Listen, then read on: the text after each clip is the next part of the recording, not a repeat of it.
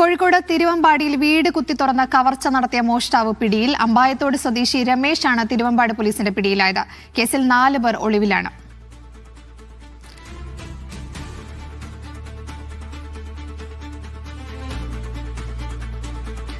Sameer C Muhammad വിവരങ്ങൾ നൽകും. സമീർ, എങ്ങനെയാണ് ഈ പ്രതികളിലേക്ക് പോലീസ് എത്തിയത്?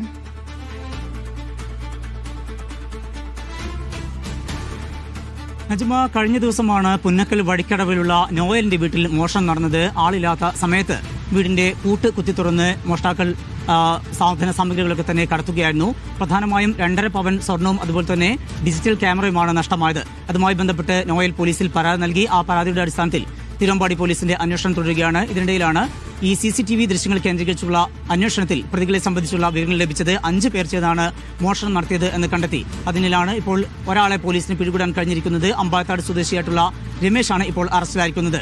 ഈ പ്രതിയെ കേന്ദ്രീകരിച്ചുള്ള അന്വേഷണത്തിലൂടെ മറ്റ് 4 പേരെ കൂടെ പിടികൂടാൻ കഴിയും എന്നുള്ള പ്രതീക്ഷയാണ് തിരുവമ്പാടി പോലീസ് പങ്കുവെക്കുന്നത്. ഇപ്പോൾ ഈ പ്രതികൾ 4 പേർ ഒളിവിലാണ്. അവരെ കണ്ടെത്താനുള്ള പോലീസിന്റെ അന്വേഷണം ഊർജിതമാക്കിയിട്ടുണ്ട്. പ്രതികളിൽ നിന്ന് തൊണ്ടി മുതൽ കണ്ടെത്താനുള്ള അന്വേഷണവും പോലീസ് ഊർജിതമാക്കിയിട്ടുണ്ട്. നജ്മ, ശരി.